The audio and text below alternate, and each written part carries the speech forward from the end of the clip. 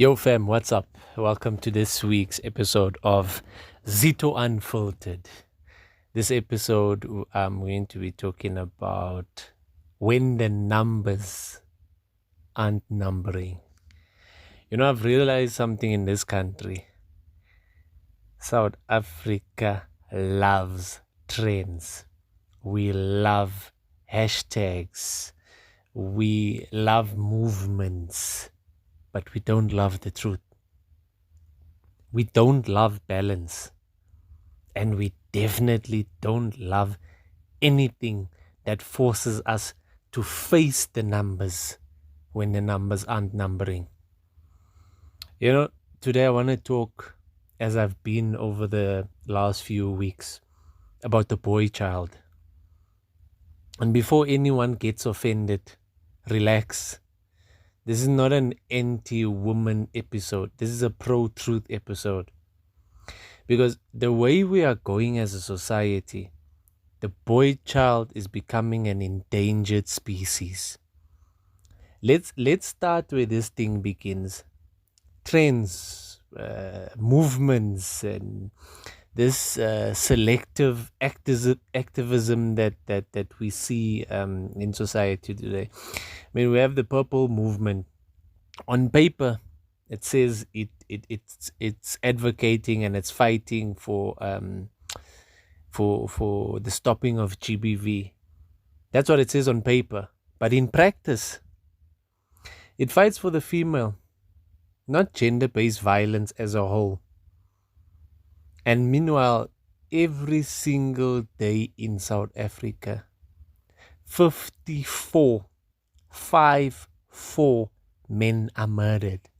9 women are murdered. And let me repeat this slowly so people don't get it twisted. One murder is one murder too many. No gender deserves violence. No gender deserves death. But why do we only scream when one gender dies? Why is it femicide when a woman is killed, but it's just a normal crime when a man is killed? And when you say this, people get emotional and defensive instead of factual. Yeah, but it's men who kill women.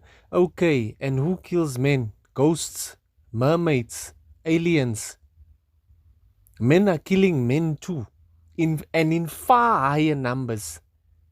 So are you saying we should keep quiet because it's men who are killing us as men? Is that the logic we're going to use now? So we shouldn't be complaining because who is killing us, who's killing the 54 of us every day is men. We need to keep quiet.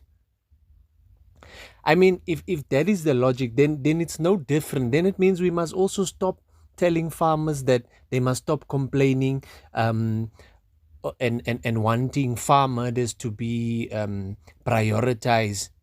Because even them, the same people who are murdering farm murders are the same people who are murdering ordinary people. The truth is simple. South Africa does not have a femicide problem. South Africa does not have a farm murder problem. South Africa has a murder problem.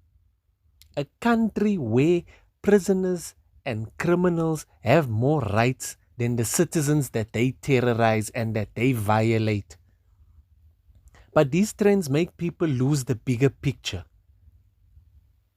The same thing happens with the police. People say police are corrupt or police are criminals, as if the whole entire police services is rotten. And I want to talk numbers. I mean, there's about 200,000 police members. Roughly, if we round it off, roughly 5,000 of them, yes, have criminal records. And if we are going to exaggerate and inflate that number, and we say that there are 10,000 policemen who have criminal records, that still only means that 5% of all the cops are rotten. 5%. So the rest of the 95% of good and bad men and the rest, the 95% of the good men and women who lay their lives down to protect us, to serve us in this country, do we now blame all of them because of the 5% of rotten apples within the service? And this is exactly how men are treated. We have roughly 30 million men in South Africa. About 140,000 of them are in prison. Even that number, let's exaggerate it and let's inflate it, and let's just say 1 million men in South Africa are criminals. Let's just make the activists happy, and we exaggerate that number. Let's say that out of the 30 million men in South Africa, 1 million of them are criminals. That only accounts for 3%. 3%. So why must the remaining 97 carry labels like monster, threat, danger, trash, what's the other famous one? Misogynist and future abuser and predator and what apologist. This is why we are raising a generation of angry boys, not because they are naturally violent, but because they've grown up being blamed for things that they never did. They've grown up being told that you can be strong, but don't be too strong. You must be gentle, but not soft. You must open up, but don't you dare be emotional. Speak up, but don't speak too much. We tell boys tigers don't cry. Then we looked shocked when they commit suicide. By the way, even there, the numbers are crazy. 4 to 5 times more men are committing suicide, boys are committing suicide than females. Men are dying quietly, silently. They are becoming emotionally bankrupt every day. They feel psychologically abandoned. And what hurts more is that a lot of the loudest anti-male campaigns, because that's what they are, if we're being honest, they are led by women who are raising boys, single mothers with sons. Women shaping the very boy child the world refuses to defend. How do you tell your son he must grow up in a world that already hates him? How do you raise a young man who believes his existence is harmful?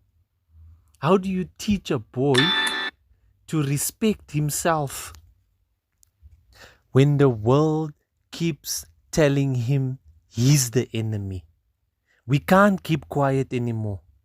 We can't keep letting trends raise our children. We can't allow hashtags to replace logic. We cannot sit back and let the boy child become invisible. This is not about choosing sides. This is not about men versus women. This is about fairness, balance, safety, mental health, and the future of our sons. If we don't speak now, we will raise a generation of broken men who will pass down that brokenness to society, and that's one thing South Africa cannot afford. This is Zito Unfiltered. With me, Mr. Zito, the number one motivator outside of the equator. Sharpen our way.